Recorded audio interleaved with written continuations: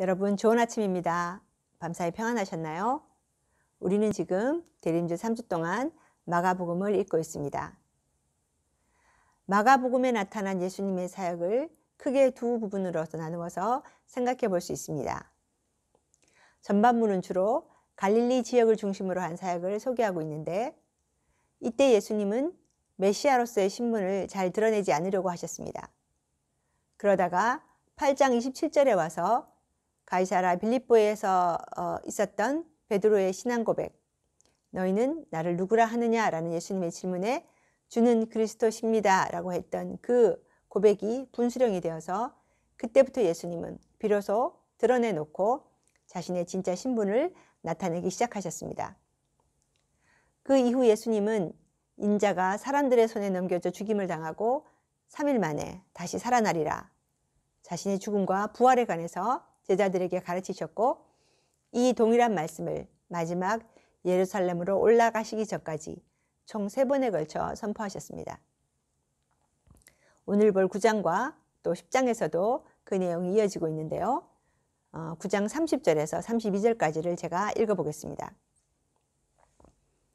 그곳을 떠나 갈릴리 가운데로 지날새 예수께서 아무에게도 알리고자 아니하시니, 이는 제자들을 가르치시며 또 인자가 사람들의 손에 넘겨져 죽임을 당하고 죽은 지 3일 만에 살아나리라는 것을 말씀하셨기 때문이더라.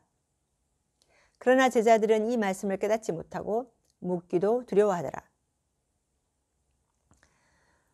마가복음은 순환의 복음서라고 불릴 만큼 예수님의 고난에 대한 기록이 다른 복음서에 비해 많이 기록되어 있습니다. 사실 예수님의 사역에서 가장 중요한 핵심이 바로 순환과 부활에 대한 것인데요. 왜냐하면 세상 죄를 지고 가는 하나님의 어린 양 예수님이 십자가에서 고난받음과 죽음을 이기시고 부활하셨다는 것, 그것이 그가 이 땅에 오신 사명이요 목적이기 때문입니다.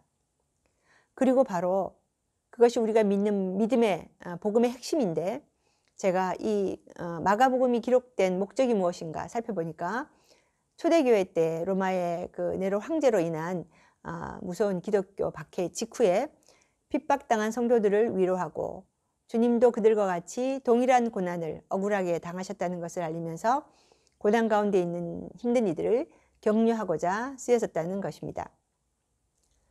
지난주에 마가복음 4장을 전할 때도 제가 잠시 말씀드렸지만, 복음서에는 늘 두 부류의 사람이 등장합니다.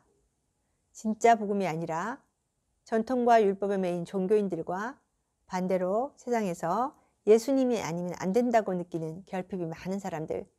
그래서 사람들의 목적이 진정 예수인가, 아니면 예수를 팔아 얻을 개인의 이득인가, 이 둘이 서로 정반대의 길을 걷게 되는 것입니다.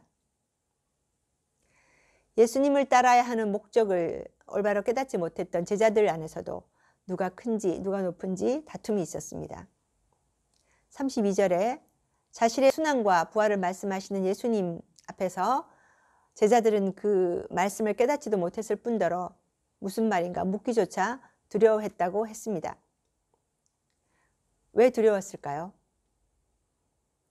그들의 기대와는 달리 스승은 여러 번 곧 죽을 거라고 말씀하시고 이제껏 모든 것을 버리고 따라왔는데, 만약 스승이 없다면 자기들은 이도저도 아닌 낙동강의 오리알 신세가 되어버릴 것 같아서 그 현실을 상상하기도 무서웠던 게 아닐까 짐작해 봅니다. 그런 제자들에게 예수님은 너희가 참 제자가 된다는 것이 무엇인지 아느냐? 제자는 자기를 부인하고 자기 십자가를 지고 나를 따르는 사람이다. 또한 사람들의 종이 되어 겸손히 섬기는 사람이다. 제자는 자기 영역만 지키려는 완고한 자가 아니라 누구든지 관용으로 안아주는 유연한 사람이다. 그리고 세상에서 누구에게도 주목받지 못하고 가치 없어 보이는 것 같은 작은 일, 작은 자 하나를 소홀히 여기지 않는 사람이다 말씀하셨습니다.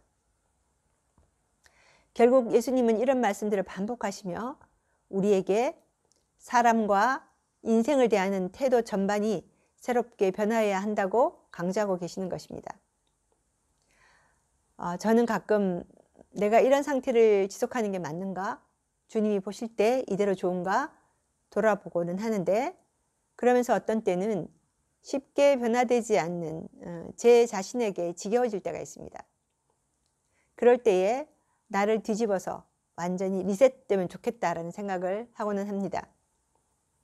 여러분은 어떠십니까? 혹시 저와 같은 마음이 들 때가 있으신가요?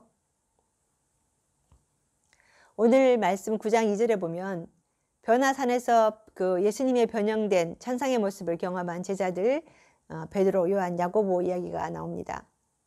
그들은 엄청나게 빛나는 그 주의 영광을 보고 놀라면서 예수가 하나님의 아들 메시아임을 확신하게 되는데, 곧 얼마 지나지 않아 그 중에 요한과 야고보 그 형제가 주님께 부탁하기를 나중에 주님이 영광을 받으실 때에 우리를 당신의 좌우편에 앉도록 한 자리 주십시오 요청하는 장면을 읽게 됩니다.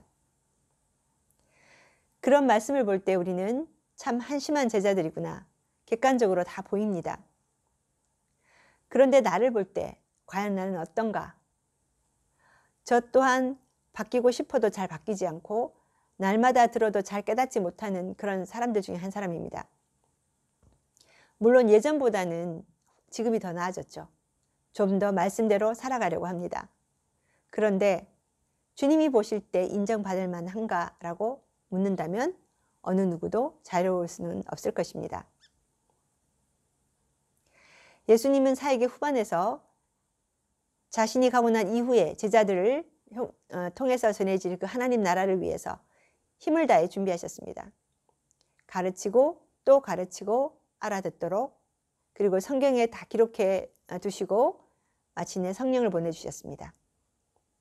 그래서 여러분, 우리가 지금 잘 못하고 무지해도 걱정할 게 없는 것은 성령께서 우리 안에 내주하셔서 진리 가운데로 인도하시고 옳은 길 가도록 도우시기 때문입니다. 이제 우리가 할 일은 오늘도 말씀에 비추어서 깨어있고 기도로 모든 것을 의탁하며 하나님 안에 행하도록 애쓰는 것입니다. 지금 예수님에 대한 나의 기대는 무엇인가? 왕의 옆자리인가? 아니면 종의 자리인가? 또 십자가의 길을 깊이 더 이해하고 사람들을 포용하고 섬기려고 하는가? 돌아보면서 복음의 감사함으로 말씀대로 사는 오늘 하루 되시기를 축복합니다. 주의 이름으로 승리하십시오. 샬롬.